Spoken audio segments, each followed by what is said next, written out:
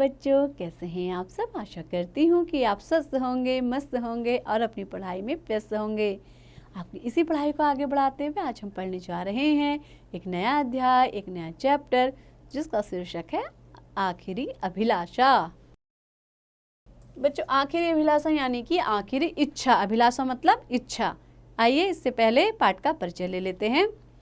पंडित जवाहरलाल नेहरू द्वारा लिखित प्रस्तुत वसीयतनामा में उनके भारतीय जनता से स्नेह, भारत की नदियों विशेषकर गंगा और जमुना से जुड़ा ममत्व तथा देश की माटी के प्रति असीम प्रेम का परिचय मिलता है। नेहरू जी की अंतिम अभिलाषा रही है कि मरने के बाद उनकी मुट्ठी भर भस्म गंगा नदी में प्रवाहित करके शेष विमान द्वारा उन खेतों में बिखेर दी जाए जहां भारतीय किसान कड़ी मेहनत करते हैं। तो बच्चों, आपने पाठ का परिचय जान लिया। आइए इस पाठ को शुरू करते हैं। आप लोग ध्यान से सुनिएगा। देश के प्रथम प्रधानमंत्री पंडित जवाहरलाल नेहरू ने लिखा है कि भारतीय जनता से मुझे इतना प्रेम और स्नेह मिला है कि मैं चाहे जो कुछ भी करूं, उसके अल्पांश का भी बदला नहीं चुका सकता। अल्पांश यानी कि अल्प प्लस अंश। अल्प यानी कि छोटा सा अंश भी मैं उसका चुका नहीं सकता। और सच तो यह है कि प्रेम जैसी अमूल्य वस्तु का बदला चुकाया भी नहीं जा सकता। अमूल्य यानी कि जिसका कोई मूल्य ही ना हो।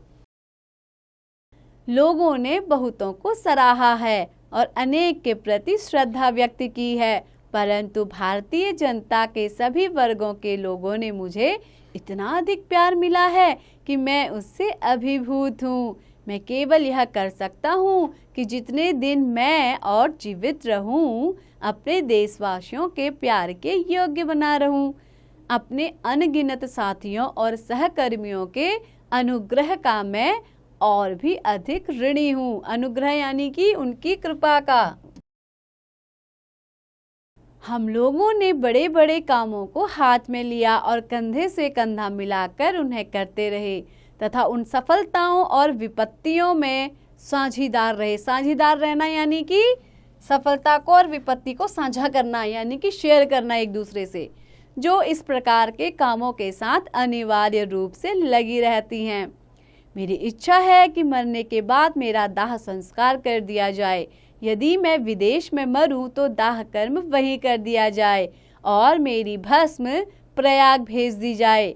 उसकी एक मुट्ठी गंगा में प्रवाहित कर दी जाए। भस्म की अधिकांश भाग का क्या किया जाए, यह मैं आगे बताता हूँ। भस्म का कुछ भी भाग न तो बचाया जाए न सुरक्षित रखा जाए। प्रयाग की गंगा में भस्म का कुछ भाग विसर्जित करने में, बच्चों विसर्जित यानी कि गंगा में बहा देने की मेरी इच्छा का मेरी दृष्टि में कोई धार्मिक महत्व नहीं है। बचपन से ही इलाहाबाद की गंगा और यमुना नदियों से मेरा ममत्व रहा है। ममत्व यानी कि ममता का भाव। और यह ममत्व का भाव में जो जो बड़ा होता गया, यह ममत्व का भाव बढ़ता ही गया है। मैंने विभिन्न ऋतुओं में गंगा की विविध भाव भंगिमाओं को निहारा है। उस इतिहास तथा उन पौराणिक गाथाओं, परंपराओं, गीतों एवं लोक कथाओं की याद मुझे प्रायः हो आई है, जो अनादिकाल से, अनादिकाल यानी कि बहुत ही पुराने समय से उससे संबद्ध है, यानी कि उससे जुड़ा हुआ है। संबद्ध होना, जुड़ा हुआ होना, और उसकी जलधारा का अंग बन गई है। गंगा तो विशेषकर भारत की नदी है। लोगों को उस पर अपार श्रद्धा है। उसके साथ भारत की जातीय स्मृतियाँ, उसकी आस्थाएं और आकांक्षाएं तथा उसकी जय पराजय और उसके विजय गीत जुड़े हुए हैं।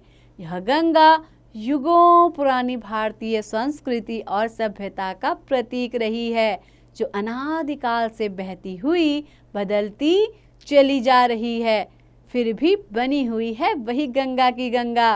वह मुझे हिमालय की उन तुषार मंडित, बच्चों तुषार मंडित यानी कि बर्फ से ढकी हुई चोटियां, तुषार यानी कि बर्फ, मंडित मतलब ढकी हुई, और गहरी उपत्यकायाओं, उपत्यकाएं यानी कि गहरी घाटियों की याद दिला रही हैं जो मुझे सदा प्रिय रही हैं।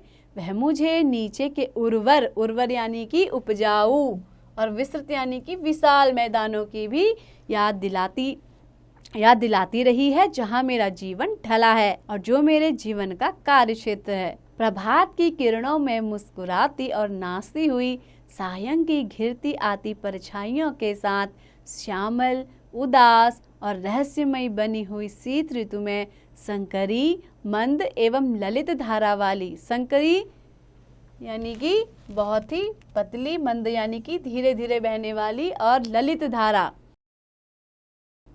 धारा वाली वर्षा ऋतु में समुद्र का सा विस्तार तथा कुछ कुछ उसी की सी विनाशशीलता की शक्ति लिए भीषण गर्जना करती हुई गंगा मेरे लिए भारत के उस अतीत और स्मृति के समान रही है जो वर्तमान तक चला आया है और भविष्य के महासागर की ओर बढ़ता जा रहा है। यद्यपि मैंने अधिकांश पुरानी परंपराओं और रस्मों को छोड़ दिया है, मैं चाहता हूँ कि भारत उन बंधनों से अपने को मुक्त कर ले जो उसे जकड़े हुए हैं और जो उसे आगे बढ़ने नहीं देते, जो लोगों में फूट डालते और अधिकांश को दबाए रखते हैं। यद्यपि मैं यह सब चाहता हूँ, तथापि मैं यह नहीं चाहता कि भारत के अतीत के साथ अपना नाता तोड़ लूं। मुझे इस उत्तराधिकार पर गर्व है। उत्तराधिकार, उत्तर प्लस अधिकार, यानी कि जो हमें पहले से प्राप्त होते हैं अधिकार, उन पर मुझे गर्व है जो हमें प्राप्त हुआ है। मैं इस बात को भी भली भांति समझता हूँ कि मैं भी औरों की तरह उस अटूट श्रृंखला की एक अटूट कड़ी हूँ जो स्मृति के सहारे भारत के अतीत में इतिहास के उषा काल तक चली जाती है। उस श्रृंखला को मैं कभी तोड़ना नहीं चाहूँगा। श्रृंखला यानी कि उस सीरीज को मैं कभी भी तोड़ना नहीं चाहूँगा, क्योंकि मैं उसे बहुत बड़ी निधि मानता हूँ। निधि मानना यानी कि मैं उसे बहुत बड़ा धन मानता हूँ और उससे प्रेरणा ग्रहण करता हूँ। अपनी इस अभिलाषा की पूर्ति के लिए भारत के सांस्कृतिक उत्तराधिकार के प्रति अपनी अंतिम श्रद्धांजलि अर्पित करने की इच्छा से मैं यह प्रार्थना करता हूँ कि मेरी भस्म में से मुट्ठी भर इलाहाबाद के पास गंगा में प्रवाहित कर दी जाए, जिससे कि वह उस महासागर तक पहुँच जाए।